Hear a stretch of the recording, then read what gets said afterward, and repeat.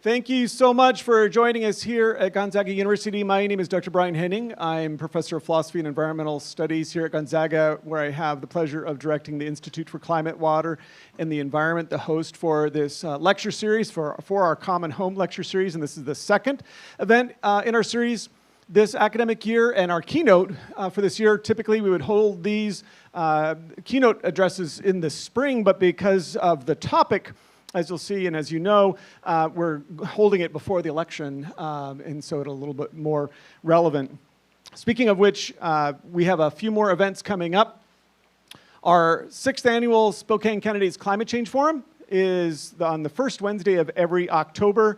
It's in the Globe Room on the other side of campus. It's a great event if you've never been, where candidates for local office are invited to come and talk about what they would or wouldn't support with respect to climate change if they were elected into office for county commissioner or House of Representatives here, both at the federal and the state level. And so that's a really great opportunity. It's kind of fun to hear what it looks like at the really local level. We know how toxic it can be at the federal level, but at the state and city level, it's quite a bit different, and I'd encourage you to come.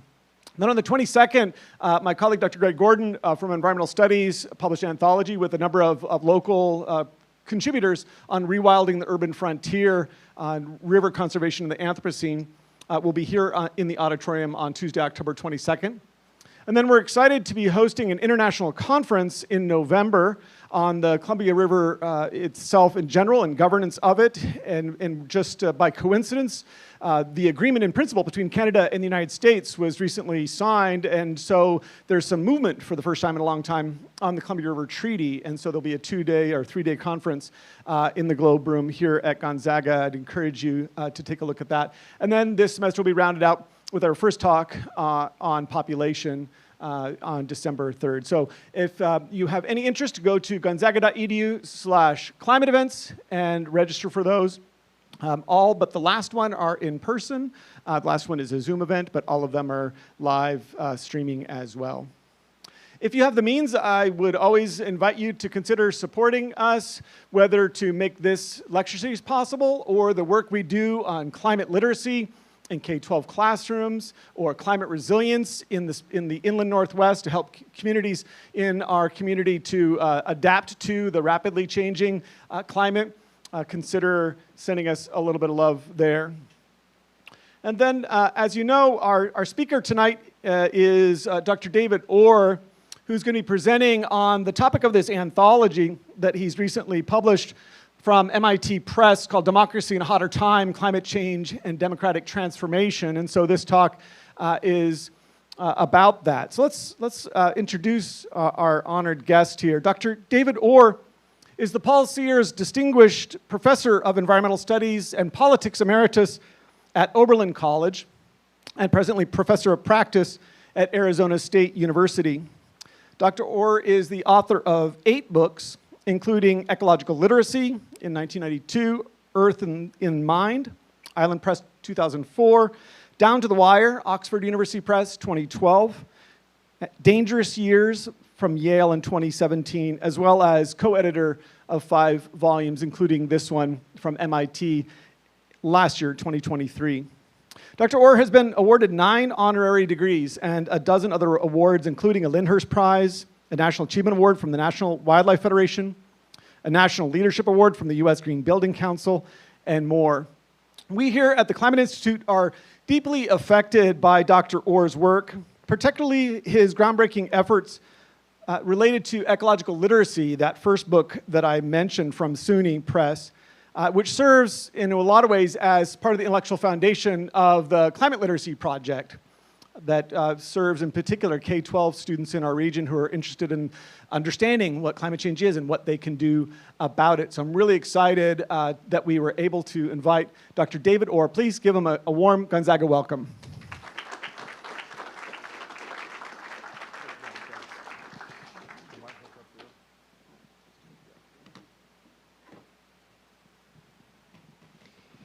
Brian's been a really great host, with one exception. I asked if he would give this talk for me, because we don't have days like this very often in Ohio. There are a few, but in Ohio we don't have days like this. I wanted to be outside in the sunshine while he was giving the talk. He said no.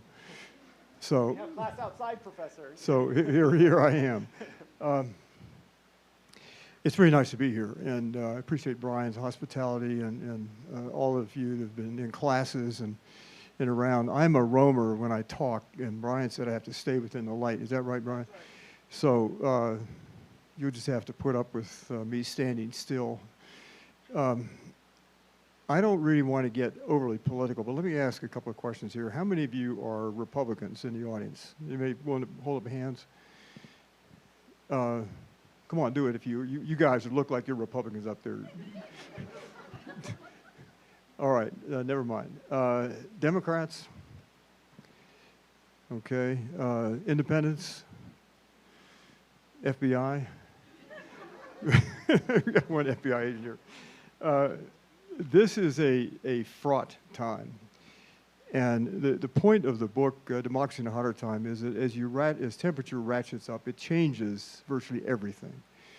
And so we've raised the temperature of the planet somewhere between 1.2 degrees centigrade and 1.5 degrees. We've been trending toward 1.5 in a couple more years at the present rate. They'll officially announce that we're 1.5 degrees centigrade warmer than we were in 1880 and so forth. We're going to be lucky to stop it at 2.5 by the end of the century, we are told. I'm not a climate scientist, but I try to read this stuff as best I can. James Hansen, who's probably the best climate scientist in the world, probably the most renowned, and he's sort of the Ted Williams. You don't want to bet against his projections. He said we have 10 degrees centigrade in the pipeline, and the paper is just simply called the pipeline. It's a 45-page document, a lot of heavy data and numbers and so forth. And what he looks at, he tries to quantify the slow feedback mechanisms that kick in. So there's no good news in that. There's better and worse news, however. And so this talk is about climate change and the political implications of how we do the public business on a planet as it warms. And warming changes everything. A couple weeks ago down in Phoenix, the outdoor temperature was 114. And the year before, it had gone 122. And it had a succession of 100-degree days. I'm not sure where it topped out, but it went well over 100 days, over 100 degrees warming. Not normal. This is a very different planet, and it changes everything. Just talking a few moments ago about migration, and the National Academy of Science studies indicate that somewhere between 16 million Americans and 160 million Americans will be climate refugees by 2070. Now, you can take that data, that's quite a wide range, 15, 16 million to 160 million, make of it what you will. But rising seas, larger storms, heat, lack of water, and so forth is changing everything. This is a different planet. Now, the point of a lot of what I'm going to say, and I've been saying this to a couple of classes today, we knew, the oil companies knew, in 1959 to 1979, their scientists were telling them that if we follow our business plan and we burn all the reserves that we have in our control, we'll heat the planet, and it could be lethal. They knew. And the trouble we have with that foreknowledge that they had, that their business plan would wreck the planet. The trouble is moral, that they did something that you all of you students were just posterity to them. You weren't born, but you were going to be born. Now you're here. Now you have to live through the implications of the decisions they made and things they didn't do that they know they should have done. And what got in the way was corporate profit. Now, you don't want to demonize people, but I don't know. We don't have a name for that crime. This is Winston Churchill's case of a crime without a name. You can call it ecocide, or a group of lawyers internationally that work on ecocide kind of things and so forth, but by whatever name, our scaffolding of laws and policies and the way we do the public business don't match the severity of the issues. So whatever side you take on this, if you're a constitutional lawyer and you're a lawyer, we have to recalibrate the scaffolding of laws that are rooted in the Constitution that mentions posterity once. That's in the preamble. We have to take those laws and recalibrate how we do the public business relative to how Earth works as a physical system.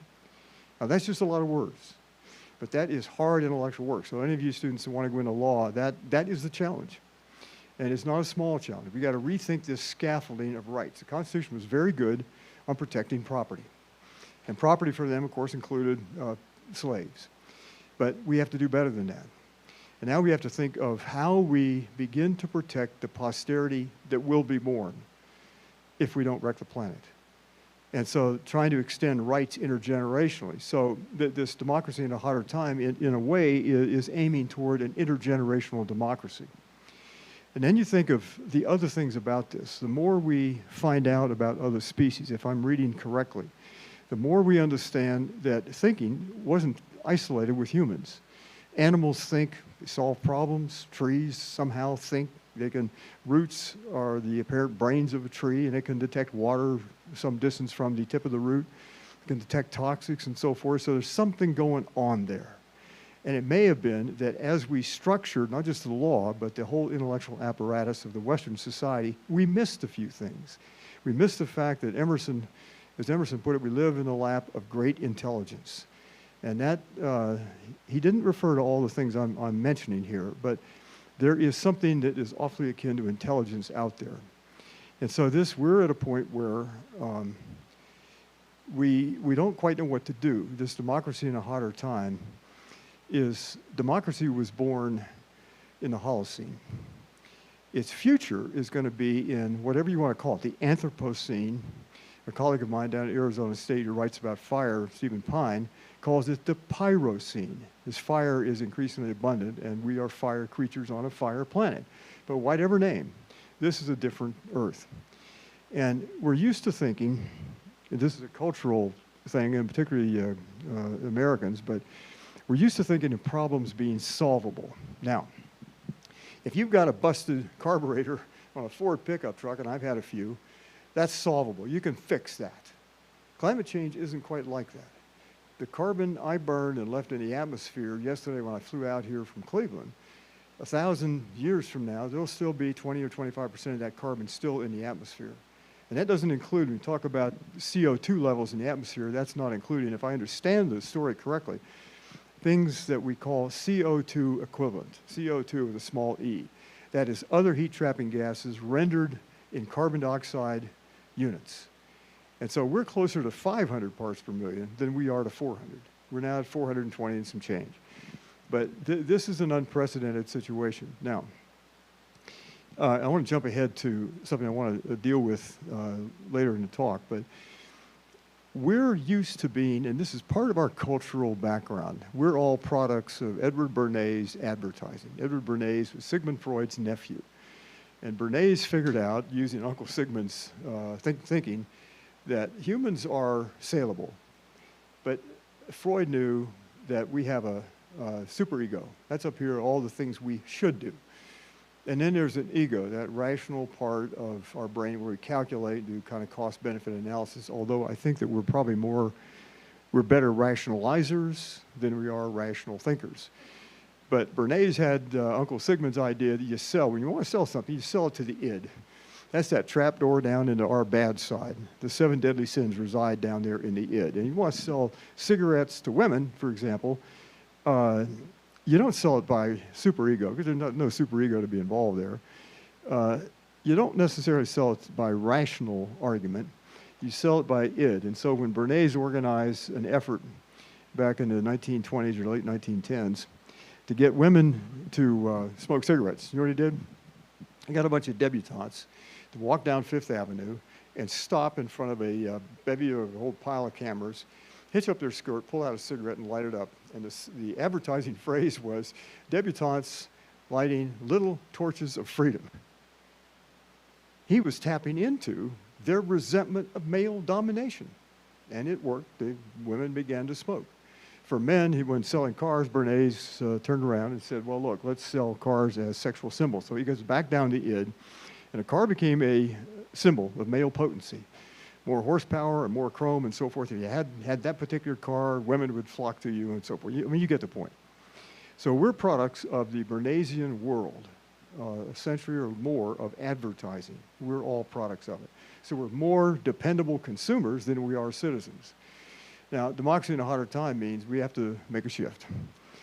We have to begin to understand that we're citizens both of a polity, where we vote and so forth, and this is an election year, but also of an ecosystem. And this is Aldo Leopold's point that we have to become members of the biotic community. And so that's the background of the talk I want to give. Now, Brian said I have 4 hours, so never mind. This is a kind of a summary of what I want to say.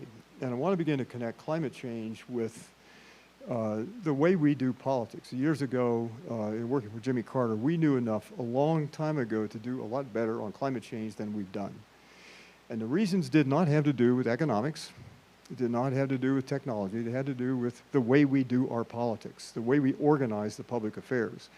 So the point of the book, I described is simply as a scouting expedition to a future as yet to be built, where we have to understand that it was politics that got us into this mess. We knew a long time ago that this was going to be a problem. The oil companies certainly knew it.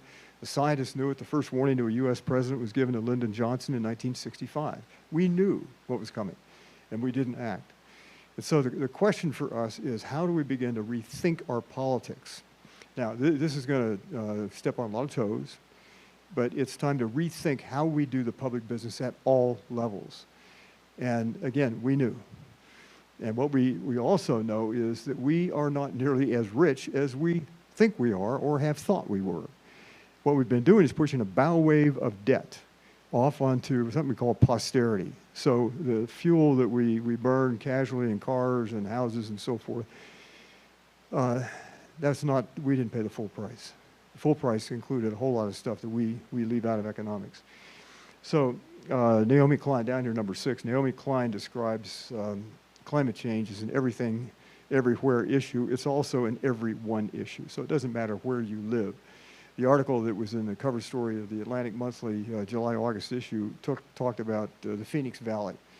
5 million people living in that valley in the hottest era that we have been able to establish in that area. A 1,200-year drought that it goes on. 5 million people living there. And if you saw that, how many read that issue or saw that issue? Anybody here? Okay, this is going to sound like an advertisement. You all need to subscribe to The Atlantic. It's some of the best writing on American politics, and it's usually very authoritative. Anyway, George Packer, the journalist, went down there and interviewed my boss, Michael Crow, and a bunch of people in the valley and so forth, and it changes everything about how we do things. We have no policy for internal climate refugees.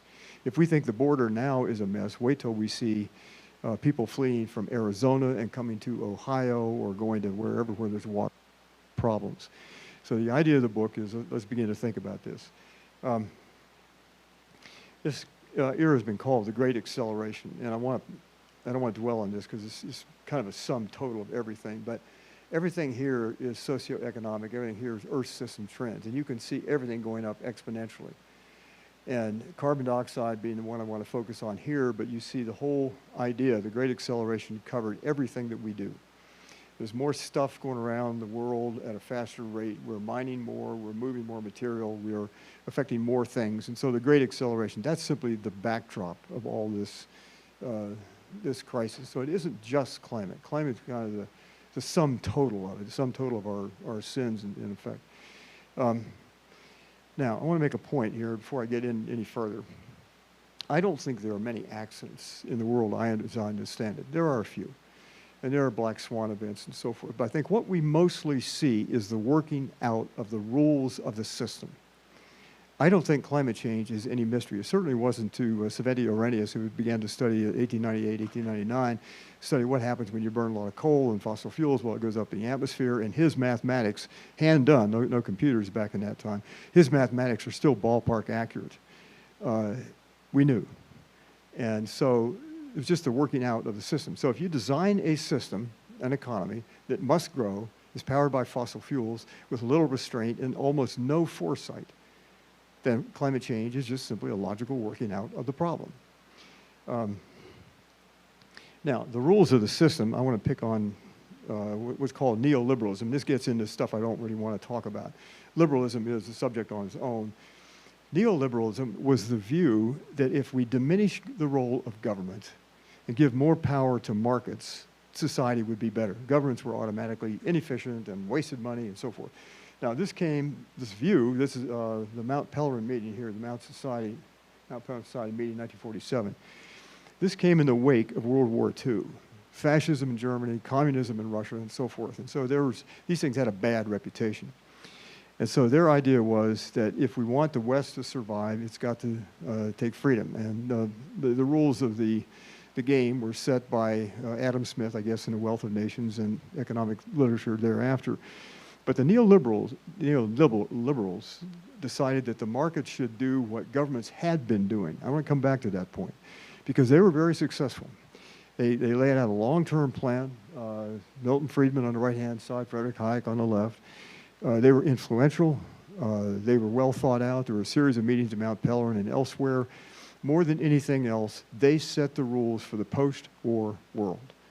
And by 1980, you had Reagan in the White House and Maggie Thatcher in Britain and so forth. Those were the rules that set the economies of the world more than anything else.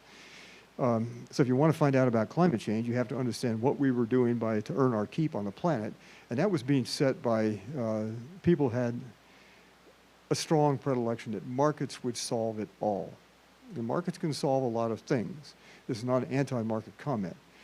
But markets, society, and government are that three-legged stool. They wanted to have basically one-legged stool. So now, this is a friend of mine. I want to make a point about how we receive news. So in your mind, if you can kind of close your eyes mentally, those of you not already asleep, you can close your eyes mentally, and you're on the beach, it's a warm day, you've had a beer, it's a beautiful sunny day, and you roll over, and this is what you see, your friend Bob. And pretty soon, you know, this is not the time when your brain kicks in, this time the amygdala kicks in. The frontal lobe has gone dormant here. You see this, and you realize that thing sees me as just an item, as a food chain. And I'm going to get eaten. If you'll notice, the teeth aren't, they're formidable. Now, the point of that is just simply this. All the slides you've seen and all the ones you're going to see are kind of ho-hum. Nobody's going to get sweaty palms by what I've said or increased heart rate. None of you have that. That's not how we were wired. We were wired to respond to immediate, direct threats. So it has long claws and sharp teeth or is dependably loathsome. We respond. It takes an effort. With human enemies, we have to make them inhuman or dehumanize them. They have to become names, and they have to be objectified before we can really work up much effort to kill them. So we have to objectify enemies, but this is the problem we have. What I'm going to show you with climate data isn't going to do this. And so there'll be nobody here that gets sweaty palms or increased heart rate by climate change. So here's a quick run through. That's the Keeling curve. And David Keeling went to Mauna Loa in 1956, if I remember correctly, and began to accumulate data on the carbon dioxide in the upper atmosphere. And this is the chart that resulted. Now, you could take this and you could go backwards here and backwards to, you say, the year 1880. And there's a fairly clear record backwards. We can chart it back hundreds of thousands of years, and we're higher now than ever been before. And we're at 420 plus, presently at 421, 422, and it isn't going down. So that's one of these things. You've all seen that. This is the data reconstructed over many years. We are higher now than we've been in the last roughly 800,000 years. This is a series of reports and warnings and so forth. So we've had warnings. We continue to do what we have been doing, and ExxonMobil and Chevron and so forth continue to do what they do. But the consequences come. So the age of consequences. These are the kind of charts, if you follow the climate science, this is what you begin to see now in some depth. And this happened, 2023 was a surprise for most climate scientists. This jumped so much. The temperature went up so fast, it corresponded from both Michael Mann's perspective and Jim Hansen's perspective to no known theory. I'll leave it to them to work that out. Sea surface temperatures in 2024, the same pattern. I don't have anything more updated than this, but you can see the same pattern beginning. This was the hottest year recorded. This is starting out, in other words, going to end up as even hotter than 2023. Where's all the heat go? Well, a good bit of it goes into the ocean. So 90% plus, we're told, ends up in the oceans. When the oceans are saturated, then we got another problem. There'll be a step-level jump in the level of temperature and heat and so forth in the terrestrial areas. This is the same kind of chart, and this is the red line again here. Just to repeat this, that's 2023. This is 2024, and I don't have data for this intervening era, but or the intervening months, but it's going to be more of the same. And then this is the kind of stuff you see. You can go on the internet and you can find all kind of pictures like this. This happens to be the Aral Sea and emptied out. $1 billion weather climate disasters in the United States. You'll notice this does not include fire. And then the changes are so rapid. You can read the slide yourself, but the changes are so rapid and across so many areas. A step-level change. Now, I want to point out that we haven't had, in the debate about the election currently, there's almost no mention of climate. And there are some reasons why you don't want to jump in with both feet on the issue until other things are settled. But there has been no serious national debate about how we responded to this. This is a five-alarm fire, and we've had ample warnings. Summer temperatures are moving rightward, as you can see here. Hotter, heat is getting hotter, and so heat's more durable and lasts longer and comes earlier. David Archer, a climate physicist, puts it this way. This is a long-term issue, a long emergency, if you would. So again, there's nothing that we're going to do that can fix this quickly. Now that's bad news in a way, but also we need to understand if we're going to have better news, we have to understand the duration of this and what this means for the way we go about building cities and transportation systems and everything else. This is a cartoon taken from Walt Kelly, who was a famous cartoonist way back when. And Pogo is a swamp possum, and he describes the enemy as us. Now, it'd be a whole lot easier if we knew that aliens were causing climate change, or maybe Haitians were causing climate change, or somebody we could hate. But it isn't. It's us. It's all of us. So while I demonize or mention the oil companies, hey, I've been a buyer of oil. And my favorite car of all the cars, this is a time for truth in advertising, my favorite car forever was a Ford convertible, 4-barrel carburetor, and the giant sucking sound was oil being pumped out to keep that thing on the road. But whizzing down the interstate with stuck to vinyl seats with the radio blaring, rock and roll music back in the day, that was exciting, and that was a peak excitement. I was implicated. There are no good guys in this debate, so this is all of us. We met the enemy, and he's us. All right. Question here, and then I want to move on to other things. How do we say this? And I don't have an answer for that. Some of you work in communications and much better than I am in thinking about how we communicate this. But Jack Nicholson in the movie A Few Good Men tells Tom Cruise, the young JAG attorney, you can't handle the truth. Remember that line? It's a great movie. You can't handle the truth. T.S. Eliot said much the same thing. Humankind can't bear much reality. And so there is a limit to, in that view, to what we can handle. Churchill, on the other hand, with bombs falling on Germany, on London, and on England, bombs falling on England in 1940, on the Blitz, said on BBC, I don't have a thing to offer you but blood and toil and tears and sweat. And the British people responded. Now, between these two approaches, I think it depends a lot on who you're talking to and the circumstances. In Churchill's case, it was a war. And our capacity to wage war is probably confined to 3 or 4 years. And then we get bored or tired, and we're just exhausted by war. The climate crisis is going to be a long emergency. This is not a quickly solved thing. This is not like a war. This is something we have to figure out. What are the ingredients of longevity? We have to become students of institutions that have survived a long time, the Catholic Church, Oxford University, and so forth. We need to understand how we organize our affairs that has staying power. I'll leave that to you. That is a complicated issue, and I'm not a communications expert. Let's move where there are absolutely no disputes whatsoever to politics and democracy. Politics is the study of who gets what, when, and how. And for the time I was a graduate student in political science, we didn't much talk about environmental kinds of things. But the what here includes environment, air, water, and climate stability, wildlife, land, and so forth. That is political. This is a deeply political issue. So when people say, hey, I just don't do politics, hey, you cannot not do politics. If you say I don't do politics, then you're for the politics of the status quo. There's no way not to do politics. The question is how thoughtfully we do it, how well we do it.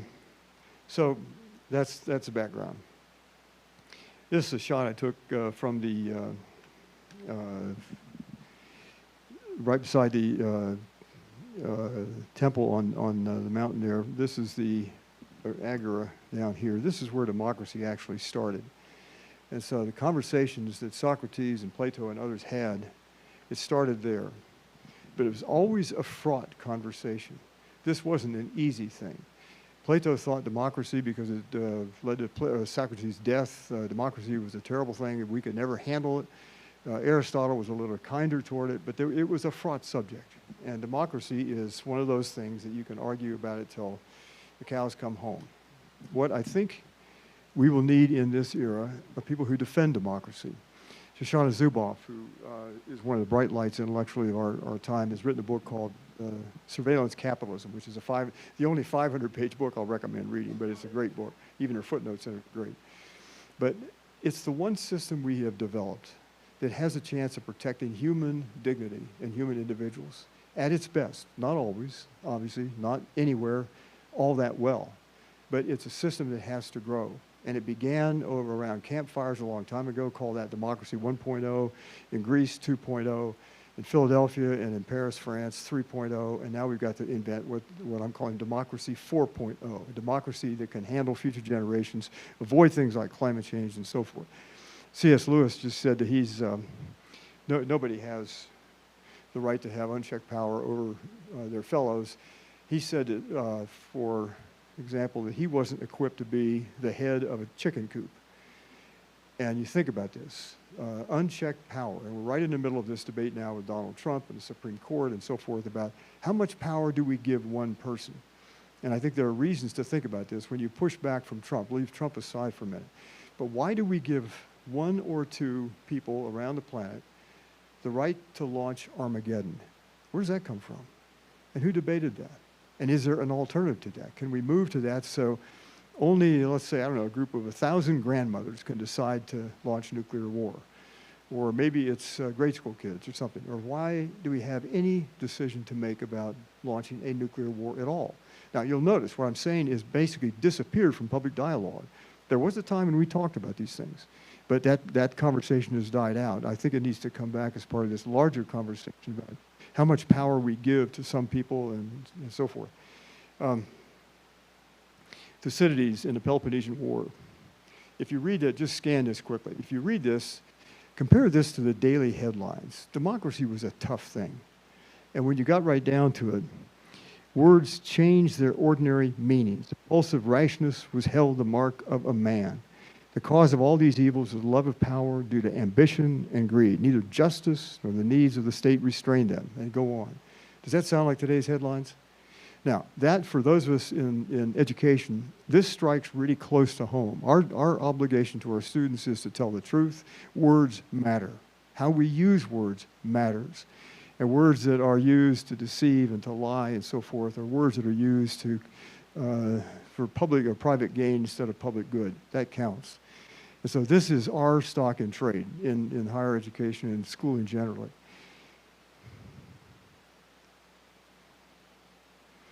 Amitav Ghosh, who's one of my favorite writers, writes that the formal political structures of our time are incapable of confronting this crisis on their own.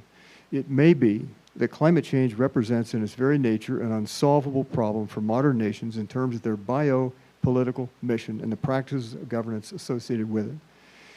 So back to what we take to be the American dream. We take it and we interpret the American dream to be just accumulation of a lot of stuff, the right to be wealthy. That wasn't the original meaning of the American dream. The original meaning had our right to participate in political dialogue and to be dissenters. That was the original part of the American dream. And I think the idea for democracy, Du Bois, in a great article written in 1920, puts it this way on the screen. We need everybody engaged in this. We begin to think about this. the challenge or the response to climate change as we understand it, as best we understand it, needs to start at the top, and it needs an active citizen engagement. That's why local politics is so critically important. In colleges and universities, cutting back on carbon emissions, educating a generation of young people who will deal with this issue and so forth. This is critical. And the blog captured this long before we really understood what climate change was all about, the need to engage a public. And to begin to understand, I think this is part of what ails us in our national politics now. There is an awful lot of competence and greatness in the public. And we need to tap that. Think of all the solar power we got to install, all the changes in the way we live and the way we farm and the way we do our business. Then the question comes back, is this a democracy? Are we a democracy? And the answer has to come back, no. Jimmy Carter described us as an oligarchy, where money really rules the day. Ben Page and Martin Gilliland's agreed that. And so what we've got is more of a society. Think of this as a bridge across a chasm. On one side, we've got public opinion. On the other side, we've got public policies, laws, and regulations. The bridge that ought to connect public opinion with laws and regulations that we live with has been turned into a toll bridge. So your opinions and minds don't have the weight and don't matter nearly enough. And so the goal of a lot of this is to begin to turn around these ideas so that they do matter.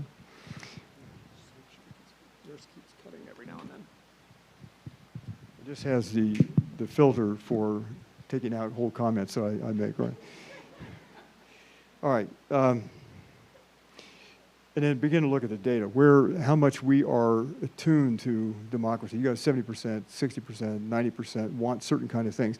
If there was a poll, if you could register a poll and say how many of you want in the public want to drink dirty water, nobody would, it'd be 99%. How many want to breathe dirty air? The same. How many want climate chaos? The same. But those questions aren't being asked. But what we know when we get close to asking, Tony Lucerowitz at Yale has data on this, something like 62 to 70% of the public wants stronger environmental regulations. 62% alone want stronger climate regulations. So the public is in a lot of ways with us on the issue. By 2040, by this data, half of Americans will live in 8 states. And what that means is 30% of the voters will choose 70% of the senators. Now let that sink in. That means that we've corrupted the way democracy ought to work. And this was built into the Constitution. And this is not all that far out. My own representative for most of my life in Ohio has been Jim Jordan. Now, to keep Jim Jordan in office, you have to do some really clever things. You have to have a district that looks like this. If you had something like that growing under your sink, you'd call it working. But that's, and you can find even worse cases than that. The biggest issue, I think, for me about politics is that we have now an oligarchy. By what logic do we have billionaires with, in the case of Elon Musk, a net worth of what, $240 billion? By what right does he have to have that much money? And so the gap between the very richest and the poorest is increasing. You can't run a democracy like that. Louis Brandeis, we may have democracy, we may have wealth concentrated in the hands of a few, but we cannot have both. Amen. Divine rights of capital. This was a decision, the Santa Clara County decision is a particularly egregious case. This was one in which it was assumed that the Supreme Court, on a meaningless tax issue, unpaid taxes on a railroad right-of-way, that the Supreme Court had declared that corporations were persons. When you looked at the decision, no such thing was said. The head notes to the case were written by the secretary to the court.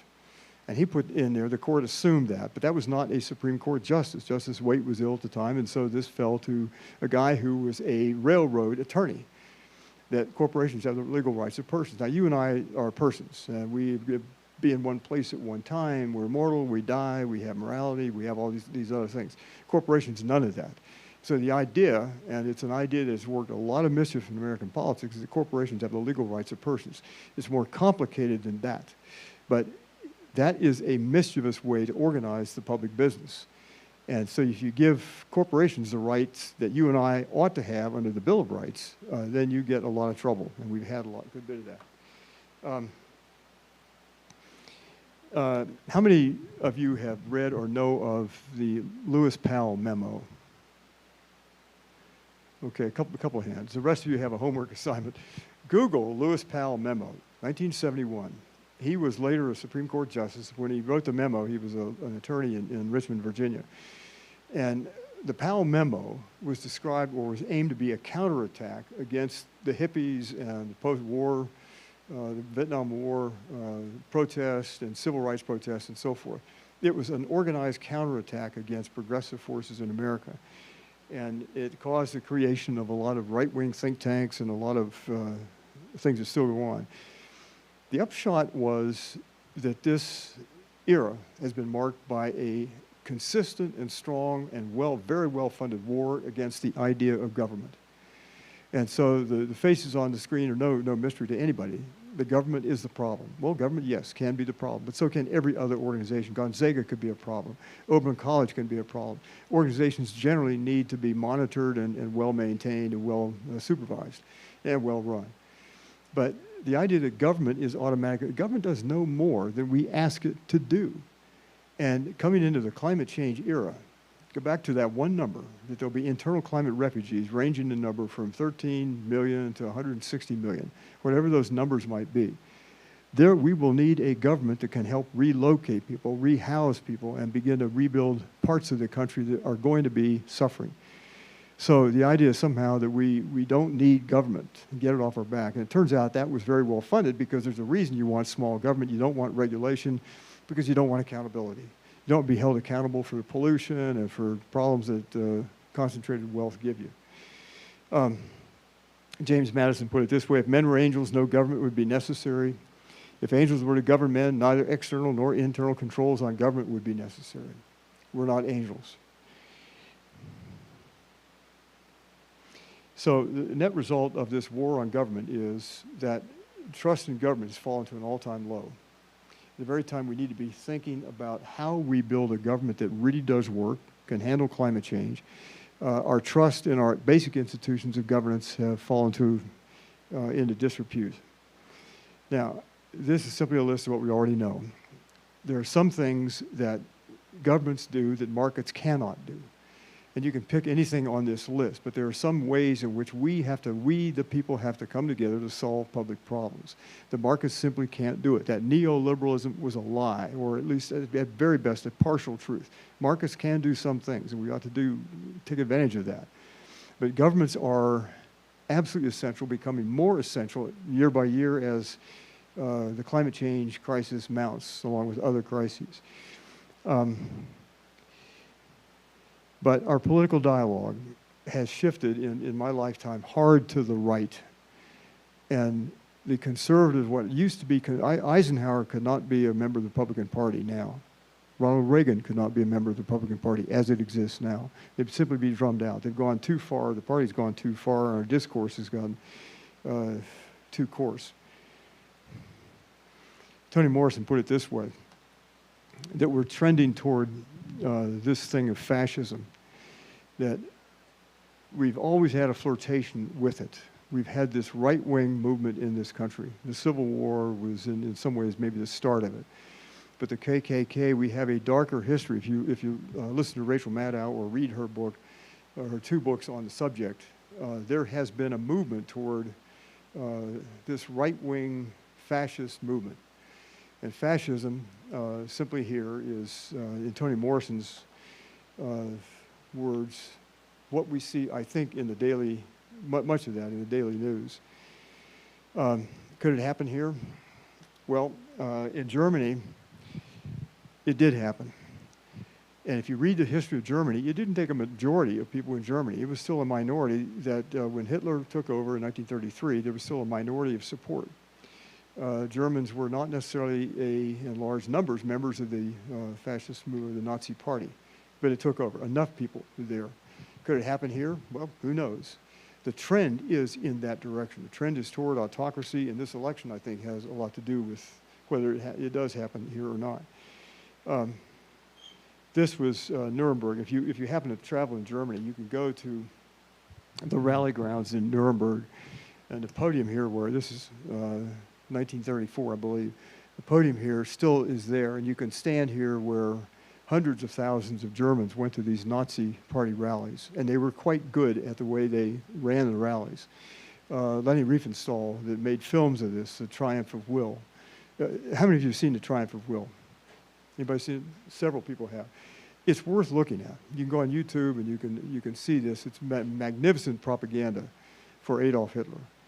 And so this was the backdrop for these rallies. And these people were about to be fed into the maw of World War II. There are a good many books about this. There's an awful lot of good literature. And one of the things I will say that the movement, and Donald Trump perhaps in person, has done is to spawn an awful lot of good thinking about politics. Tim Snyder at Yale has written some of the most brilliant stuff, has a new book just about to come out. But there are, if you're inclined to think about this in any depth, the reading about this is really quite extraordinary. All right, let me close this with, this is William Barber. We did a conference in 2016 and 2017 on the future of American democracy. And William Barber, who's probably the best speaker in America, described our situation as our ideas are too puny for our circumstances. And you think our stock and trade in higher education is ideas, education, and so forth, and now we need big ideas.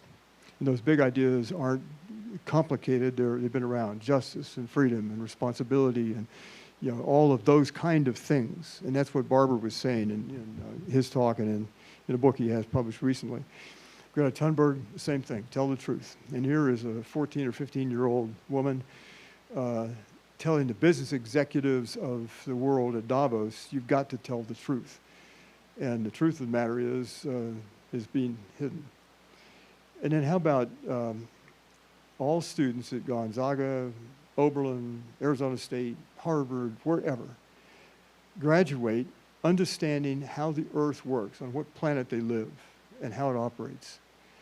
And how about adding to that, you can't graduate without knowing the basic principles of democracy and why it's important and why it's linked to your careers and your future and our common future. And this idea of citizenship. We are citizens, as I said earlier, of two different things. One is a polity where we elect leaders as we do this year.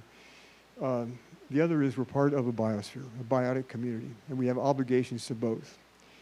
That we're kin to everything that ever was, ever will be, and all that is right now. And that is a heavy obligation. I think one of the obligations, too, of our role in the academy is to make sure the integrity of words, language. George Orwell said a long time ago that if you want to corrupt a country, you start by corrupting its language. So words don't mean what you'd expect them to mean. And if ever that was true, we can see it every day now. And social media is not helping in this, the corruption of language and our words. What does it mean to be a conservative when conservatism stands for doing nothing about climate change? When there's nothing to conserve, what's it mean to be a liberal? What does it mean to be an independent? These words that we use politically. One of my favorite writers, Václav Havel, talks about genuine politics, politics worthy of the name, and only politics I'm willing to devote myself to is simply a matter of serving those around us, serving a community and serving those who will come after us. Its deepest roots are moral. And to understand that politics is a moral engagement, and it involves a shift from pronouns like I, me, and mine to we, ours, and us. It's inclusive. Pope Francis certainly has weighed in on this, and his integral ecology is based on a new reading of whether or how we govern and how we do the basic public business in a way that's morally responsible. Democracy 4.0, I'm going to conclude with this, and I think that this is where, after the election, no matter who wins, we've got to set about to rethink how we do the public business if we want democracy to survive. I frankly don't think there's a lot of time. I think we will have to do, and this is the good news is, I think there's a strong consensus to begin to rethink how democracy works.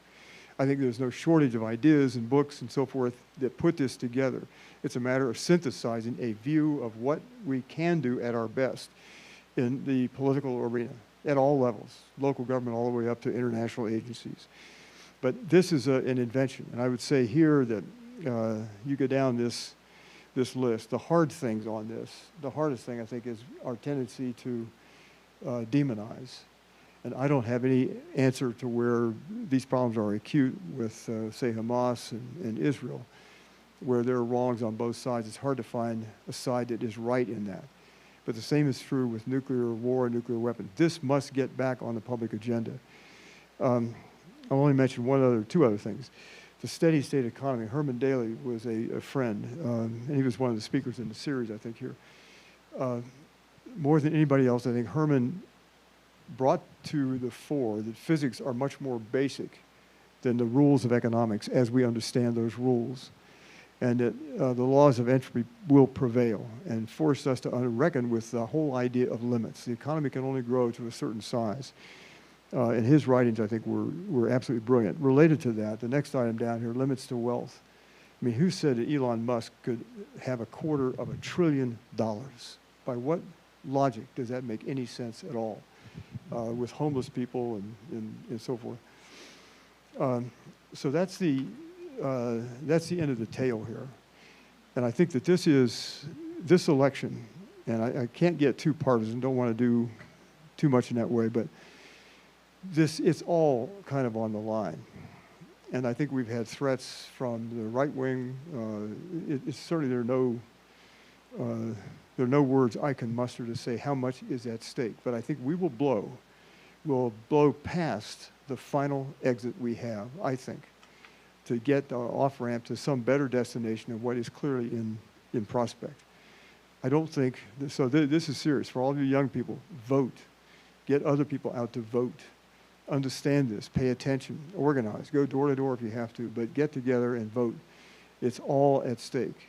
And you wonder back on places where, and particularly the case of Germany in the 1930s, I think is instructive. How did Germany, the most educated people on the planet at that time, Germany of Goethe and Schiller and Kant, and how did that Germany become the society of Hitler and Himmler and Auschwitz? How did that happen? And the belief, I think, unconsciously is that couldn't happen here, but it is close to happening. And you can only see these things in hindsight, but we are close to, I think, major branch points politically. And it's all at stake in this election. And I don't think that was ever true in my lifetime. There are elections, there's always something important. This is the one I think that we have to win. It's never been like this before. So get out and vote, do what you can. The last thing I'd say is this. The book is about democracy. It was described as a scouting expedition to a future we have yet to build. And that future is, I think, can be a bright future, could be a good future. I don't think there is room for despair here. That just paralyzes. There isn't room either for optimism.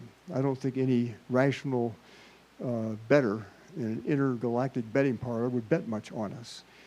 But there's a lot of room for hope. But if you're hopeful, you're obliged to do things. Hope is a verb with its sleeves rolled up. And so roll up our sleeves, get to work, vote, and let's win this thing and move on to something better. Thank you all. Thank you, Dr. Orr. I failed to say that there are copies of this book that are for sale outside, and if you stick around and you're interested, Dr. Orr might even sign a copy if you're interested. So take a look at that outside.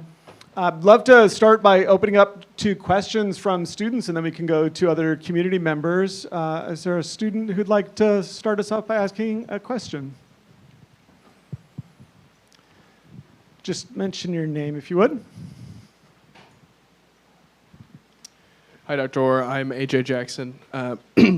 My question to you, I actually want to go back to a slide that you briefly brought up, and it was the people's trust in the federal government. And I couldn't help but notice that a lot of the steep drops on that graphic seem to occur at times of economic crisis. And then your example of the rise of fascism in Germany, obviously also occurring at a time of massive economic struggle during that country's history. So I guess my question to you is as people are voting this election, and you have middle class families or lower class families that are struggling economically, what is your message to those voters that the climate change issue is such an impactful issue that it is worth voting on now versus, what a lot of people tend to vote on, which are those economic issues?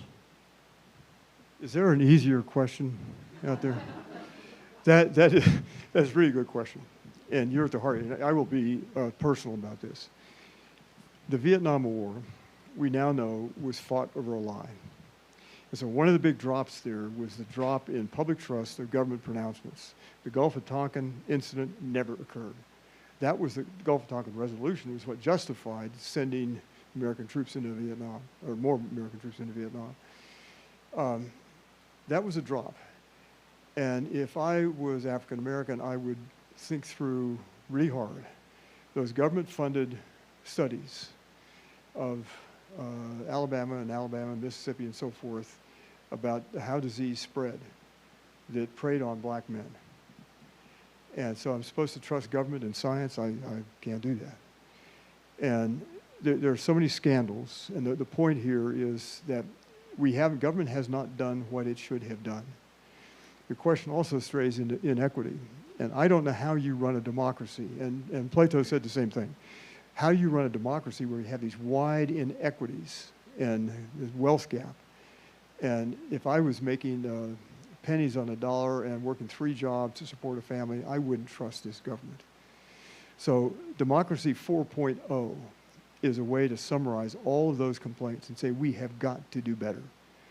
And when in 1994, when Newt Gingrich zeroed out the budget for the Office of Technology Assessment, that was like turning the headlights off on a fast-moving car on a mountain road at night. We had no way to have foresight about what was happening. So AI is coming down the pike, and we have no idea what it's going to do. We have a lot of suspicions, and I share those. So there are lots of reasons to question whether government is trustworthy or not. And I think our capacity, if we don't hold it accountable, if we keep electing people that will support untrustworthy government, then we deserve what we get. But the point of a democracy is we have a say in this. And to hold the feet of government and people elected to represent us through the fire of truth. And our capacity in Gonzaga and Oberlin and Arizona and so forth, our role is to educate citizens. I don't think you should have anybody graduate from this university ever again that doesn't know what planet they live on, or doesn't share a basic commitment to democracy and understand the case for democracy and how it works.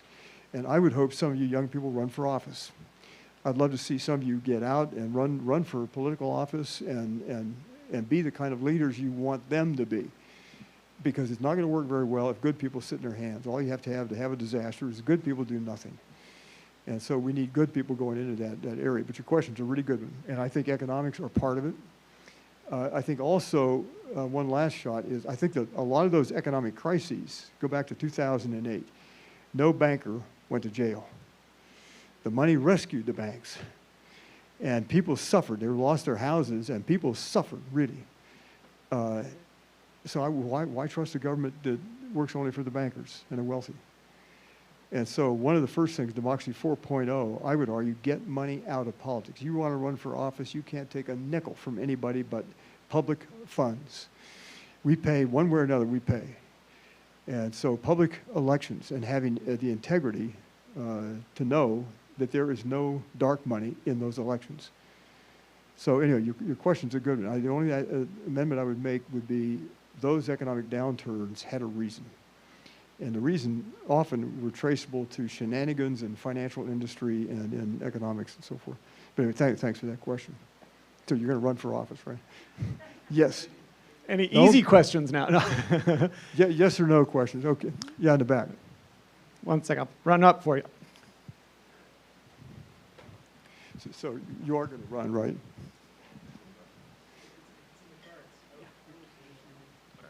Reshuffle the deck. Put it in the cards. Yeah. My name is Caden Perry, and I'm just curious your opinion. In a nation that's so divided, Republicans won't talk to Democrats, vice versa. Every day you see stuff about race, sexual orientation, gender. It's a country more divided than ever. And so in an issue that clearly affects everyone, how are we supposed to unite? We see so much hate in the news, in these debates, talking about specific groups of people, like you gave the example of Bob the alligator, you know, something that you could see very easy to run away from or move or try and deal with. This is something, as you mentioned, it's going to take a long time, a lot of people, and we all need to work together. How would you recommend that we try and bridge these gaps and try and come together and solve a major problem that affects everyone? You guys were supposed to ask easier questions. Brian said this would be just yes or no stuff. Let me say this. I grew up working farm jobs, construction industry, and a steel worker. And the people that were on that side were good people. They're still friends. My suspicion is that there's a lot of money to be made keeping us at each other's throats. And if I watch certain, well, Fox News and Sinclair and so forth, I find I got to demonize people who are my next door neighbors or people who I tend to like. I don't think we're as divided as people tell us, but there is money to be made in getting us to think we're divided and hate the other side. There's a lot of money to be made. And so Fox News could pay that $700 and some million lawsuit because they were lying about Dominion voting machines. And they could pay it and not miss a financial report. That tells you how much money is there. And so there's a lot of money keeping people at each other's throats. I think that's an old story. Keep the people at the bottom fighting each other. The other thing I'd say is this. We've got an event in Atlanta coming up on the 26th at All Saints in downtown Atlanta. Andy Young is going to be the lead speaker for that one. I don't know how to say it without sounding like a preacher, but there are just a lot of lies and bullshit out there. And some of it is generated by bots. Some of this is coming in from Russia, and we know that. That's not my opinion, that's just what we know. And it's organized lying, and it's very clever. But getting us to hate and to be misinformed and to believe that Haitians are eating pets in Springfield. I mean, this stuff goes on. It is reprehensible. And I'm with Václav Havel that the only politics worth having are politics of the truth. And politics that serve the public interest. And that public has got to now include future generations. Because all of you young kids, you were just posterity for those oil companies back in 1979. They decided to screw your future, make your future hotter than it really should have been, because that made them a lot of money in the short term. But I think this is the issues here are, I think without sounding too preachy, I think they are fundamentally moral issues. And telling the truth matters. And the truth of the matter, for me, is we're not as divided as we are told we are. And then the last thing I'd say is, for people who are a little upset about things, don't give them AR-15s. Why do we sell military-style weapons in a society we know there's a certain percentage of folks out there that are going to use them? It's just a statistical thing. And why does the right to own an AR-15 or 14, whatever it is, trump, no pun intended, the right of a kid to live? How did that happen? How do we think? How can we be so stupidly callous that we would allow those kind of weapons to be on the streets? And I don't want to hear anything more about the Founding Fathers put the rights, the Second Amendment rights. The Second Amendment has been mutilated. And I don't think any of the Founding Fathers, if I understand our founding enough, would have wanted military-style weapons. When they talked about the right to own a weapon, what they were talking about was a 6-foot-long single-shot musket. And if necessary, I will come out publicly and support everybody's right to have a single-shot, 6-foot-long musket with 3 musket balls at public expense. Here, you take it. Go have a nice day. It's better used as a club, as a weapon. An AR-15 can spew out how many bullets a minute? 100 or something like that. And they're designed to be the kind that implode organs. And so this is... Anyway, I'm off in a rant here, and Brian didn't refuse to give me little pills that keep me calm, so. Anyway, thanks for that question. David, we've got politics, the Democracy 4.0 slide up here, and one of the chapters in your anthology is on the Constitution.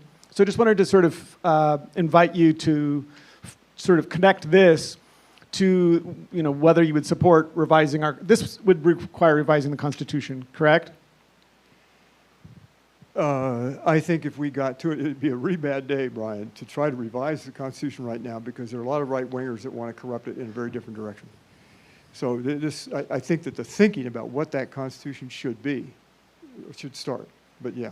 So right now you're trying to sort of think about the foundations of what this would look like in order to do that at some point, right? So that you wouldn't, for example, one of the things I've heard you talk about and write about is rights of future generations and other species. The first bullet there, that's strongly in conflict with property rights as it's traditionally defined. So we'd have to change quite a bit there eventually to make that happen, right? You know, the authors of that chapter, Katie Koo and Jimmy May, we held an event in New York City at the Brennan Law Center and the Pace University Law School. And it was on this issue. And the Constitution sets a lot of barriers. I'm not a lawyer, but it sets a lot of barriers to doing things like responding to climate change. But you stop and think that that document was written in 1787, 8, and that was pre-ecology. They had no reason to understand that there were feedback loops and long time lags and lots of surprises. And the economy at that point would have been maybe 2 or 3% of what the economy is now. No long distance travel and so forth. And so when they wrote that document, there were a lot of things in it that were okay, but it fundamentally defended property, and property included people of color. It ignored women. It ignored Native Americans. It ignored future generations. Posterity is mentioned, as I said, one time, but it didn't really give any teeth to that concept. And so in our time, the Juliana lawsuit, which is a lawsuit filed by young people on behalf of them and future generations, is going nowhere. They finally had to appeal, get rid of mandamus and take it into the Supreme Court. So, yeah, the Constitution needs to be rethought. And that is that's something, I think the thinking can be done early on. The movement started, but you wouldn't want to have a constitutional convention right now. That's something to wait until there is a public opinion for that. But it means beginning to understand the rights of future generations. They ignored your rights. If you're a student, your rights didn't count. And ExxonMobil and Chevron were going to burn all their assets, and you were damned. And so your lives are going to be, the blunt fact of the matter is your lives are going to be more difficult because they made it that way. And they knew. We don't have a name for that crime, though. It's still a crime without a name. I think we have to consider the rights of nature. And there is a movement on the rights of nature also. So I think rethinking the Constitution is going to be an important part of the future. And the thinking there is there. I don't think it's really a heavy lift. I think it's a matter of organizing and getting people to talk about these things and think about them. But you know, Martin Luther King's career, by the way, is very interesting because he started out on purely civil rights. Toward the end of his life, he was talking about the economy, the organization of the economy, justice, weapons. You know, he moved in that direction, and I think that was the direction that was really radical, in the good sense of getting to the heart of the matter. So, in answer to your question, a lot of this is simply the way we structure the game. That's why I opened with that early slide. If you want to understand how something happens, look at the rules of the game by which we're playing. And those rules privilege certain things and ignored other things. Anyway, thanks for that. Yeah. Political scientist Alan Jacobs wrote a book some years ago called Governing for the Long Term. And to manage our future with inevitable climate change, warming, is governing for the long term. So it seems to me one area of possible research hope is to think about how our societies around the world already govern for the long term for important purposes. K through 12 education, public education. A lot of money goes into that. All sorts of people, myself included, have no children in the public system, paying taxes for it, and it's invested in year after year, decade after decade. The healthcare systems of the United States or systems in other countries are major factors of investment, the interstate system of highways in this country and so on. So the point is the difficulties of managing what cannot be prevented in the climate crisis and managing toward something better are long-term demands on us that the average person, myself included, is not going to pay attention to 24/7. But we create, human societies create systems for the long term. Some of them are better than others. Some of them need reform. But it's not outside our capacity to at least ameliorate the dangers we all face and all biology on the planet face. But it's possible to do these things if we perhaps study how we already invest in the long term. When I pay property taxes for the school system, I'm never going to get benefit out of it. The 18-year-old finishing up from starting now, well, I'll probably be dead before that chap gets his diploma. So we do it. That's a really good point. Thanks for making it. And I think that there's a fundamental mistake in the way we calculate self-interest. Heather McGee has a book called The Sum of Us. I think that's the title of it. And it's a brilliant book. We do better when other people do better. And the idea somehow we get from Jefferson and whoever else is that we're individuals. And I think there has to be a change in, I put it a few moments ago in pronouns, from I, me, and mine to we, ours, and us. And begin to understand that we are part of a collective, and we can't do well individually if things are falling apart around us. But the focus has been, and this is very much part of the neoliberal movement. You want to understand how things happen.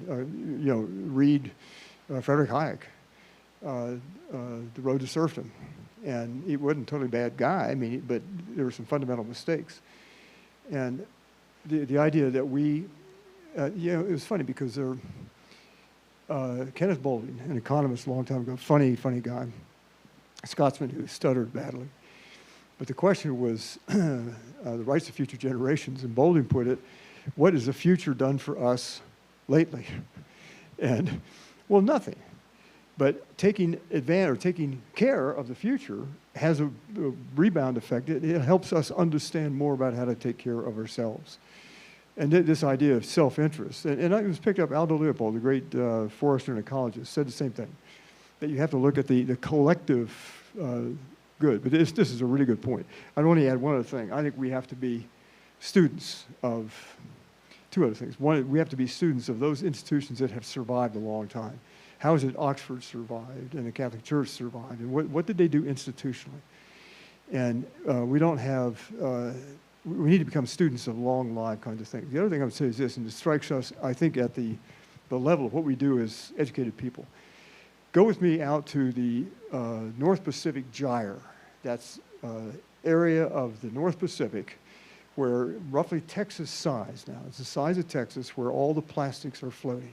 Okay, you with me? Roughly the size of Texas, but nobody knows for sure because it doesn't show up on satellites very well. And it may be 1,000 feet deep, it may be 5,000 feet deep, nobody really knows. But the size of Texas, take one plastic thing out of that gyre and bring it back here and study it. That thing started as a laboratory class for a really bright 18-year-old that was taking chemistry or classes and figuring out what's the chemistry of plastics. And over next door in the law school, there was a kid studying how you defend corporates' rights to pollute and do all this stuff. And then in the marketing and economics department, they were studying how you market all this stuff. How do you get people to buy water in plastic bottles? You know what I mean? And so we're implicated in this. And as a society, we need in the academy to begin to rethink what we know, how we know it, what we research. Now, this is going to sound a little kooky, but I think the constitutional issue and this issue are matched in this way.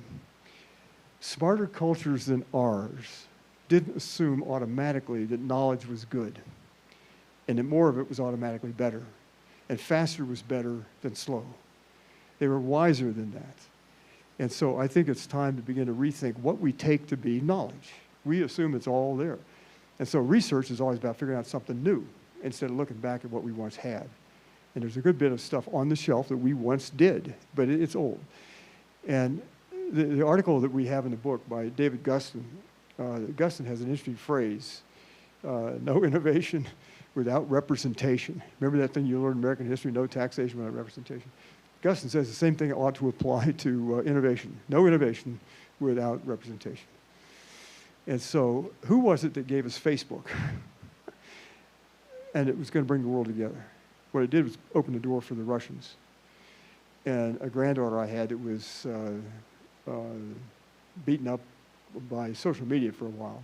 It was a hard blow for her. How do we stumble into these things so easily without thinking about it? I think these are all related questions, but I wouldn't let the academy, I wouldn't let our side of this off the hook real easily. We're complicit in this. It's not uneducated people that are wrecking the planet, causing climate change. It's educated people with PhDs and MAs and BAs and so forth. It's us. We met the enemy, he's us. Now, that's not an argument against education or research. It's an argument for a different kind of education, and understanding that learning can be really dangerous. And it's a cautionary about what we know and how we know it. Back to that gyre. Nobody intended to create that gyre. It was happened by a lot of well-meaning people that learned how to make plastics, learned how to defend them in court, learned how to market plastics, learned how to get a growth trajectory for a company making plastic bottles, and then 1,000 other or 10,000 other things, or maybe it's 100,000 other things. Anyway, I'm off on a rant here. You had your hand up? No, we should probably move on, but it reminds me of a quotation we use frequently in some of our climate education here at the Institute. In a 1992 piece in the Ecological Literacy book, you said the crisis cannot be solved by the same kind of education that helped create the problem. And it reminds me of what you were just saying, that in a way the problems we've got are ones that we've created through the educational systems that we've designed. And so some of the examples for revision are really important for educators such as ourselves to think about how would we change how we educate, what we educate for. But I'd like to end with something you wrote in 2009 book, Down to the Wire. It's actually where you ended your talk tonight. You wrote, optimists know that the odds are in their favor. Hope is the faith that things will work out whatever the odds. Hope is a verb with its sleeves rolled up. Hopeful people are actively engaged in defying the odds or changing the odds. Optimism, on the other hand, leans back, puts its feet up, and wears a confident look, knowing that the deck is stacked. Realistic hope, however, requires us to check our optimism at the door and enter the future without illusions. It requires a level of honesty, self-awareness, and sobriety that is difficult to summon and sustain. I know a great many smart people and many very good people, but I know far fewer people who can handle hard truth gracefully without despairing. In such circumstances, it is tempting to seize on anything that distracts us from unpleasant things. I wrote that. It's a great way to end, if I may say so. Brian, thanks. Thanks to all of you for being here. And appreciate the time here. I would encourage you to go outside and consider buying a copy of Dr. Orr's book and invite him to sign it. Thank you so much for joining us this evening, and we hope to see you at one of our events again real soon.